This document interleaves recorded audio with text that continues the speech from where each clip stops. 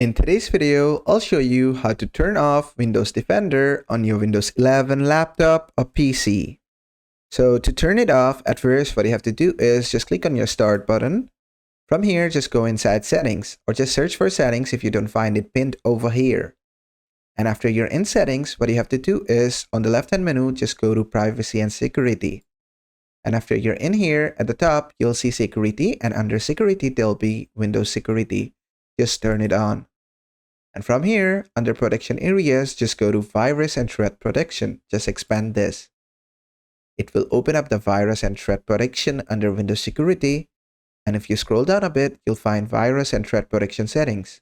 From here, just go to Manage Settings. And from here, you'll find Real-Time Protection. This is basically your Windows Defender. And as you can see, currently it's turned on.